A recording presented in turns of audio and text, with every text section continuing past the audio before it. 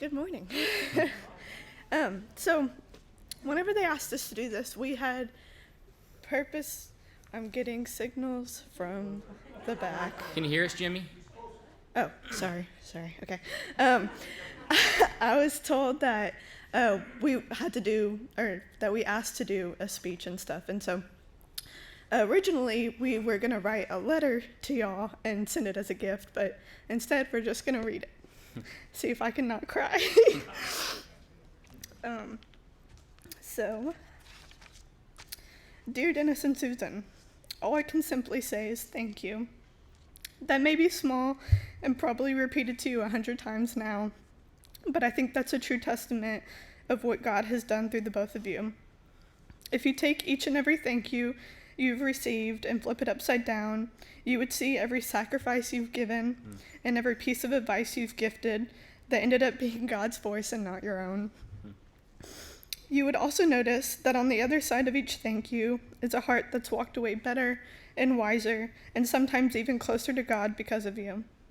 That's because y'all are disciples, both of you are really, really good disciples. Y'all are disciples who have inspired many more disciples like Ethan and I. And I've seen your handiwork in my generation firsthand, which has been incredible.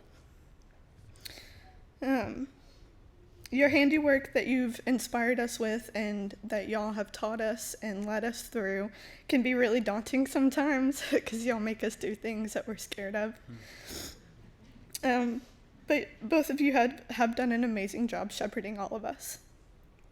Susan, I wanted to specifically thank you. Susan was my mentor during a really hard time in life, a time that called for a lot of maturity growing and taking my faith for myself. Susan has an amazing God-given gift to be able to sit with grief and hard questions and not be scared away from that. There's very few people you will come across in your life that welcomes complicated people, and Susan is definitely one of them. If you haven't had the chance to meet her, she carries around the actual armor of God. I'm pretty sure the sword's under her chair right now. Susan, I hope that you know that these gifts God gave you don't stop working just outside these walls.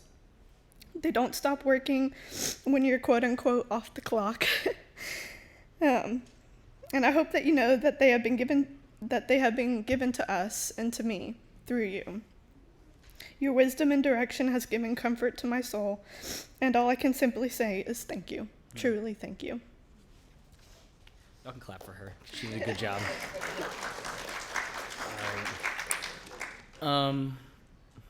Good job. So when I started coming to Trinity in 2013, I had to think back because it's been a long time. It's been 7 or 8 years. And at that time, I just graduated from high school and was kind of trying to figure out things with God and church shopping, and ended up here and was just so attracted to how the gospel was so practical and relatable and applicable. And just for the first time, it felt like somebody was giving me little nuggets of wisdom about how to actually live this way. And it was super understandable, and I really identified with it. And Dennis was a big part of that. On the first trip that we went to in Haiti in 2014, we got closer for a bunch of reasons. One of those reasons, for those of y'all who have not been there, in the men's bathroom, there's a side-by-side toilet seat with a mirror facing on the opposite side of the bathroom, so you really get to, there's no looking away from making awkward eye contact anyway. So we got closer for that reason, but we also got closer because it was the first time that I'd got the opportunity to teach and share my gospel.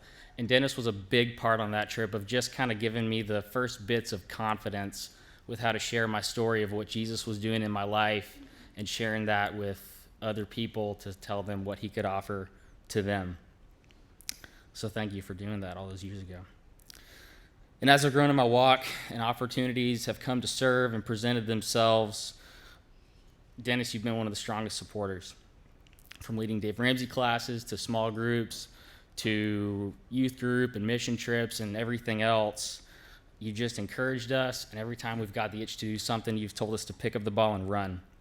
And you never made us feel like we were too young or inadequate or not prepared, but on the contrary, you made us feel like we were equipped and we were the right people for the job because of what Jesus was doing in us. When Chelsea and I decided to get married, you were the one doing our counseling and conducted our wedding. You helped Chelsea and I talk through a bunch of things and just get to know each other in a new way and challenge us to communicate in a way and talk about things that we weren't comfortable talking about by ourselves. And over the last couple years, I just really need to thank you for how much you've poured into me individually as a man that you've identified to step into the kingdom and just participate in what God's doing. You've helped me begin to identify the rough parts about my personality and how abrasive I can be to other people without meaning to be. You've taught me that stewardship means more than making and keeping a lot of money, and you helped me to understand how to best use all of my gifts and resources and passions and abilities for his kingdom. And thank you for showing me that abiding with Jesus is so much more important than measuring my performance of what I can do for him. Thank you for giving me permission to take things slow when I want them to move faster, to be patient when things get hard, and to ask questions when I don't understand. You've been such a tremendous leader and teacher and mentor, and I'm so thankful to have you guys as a friend. We love you, man.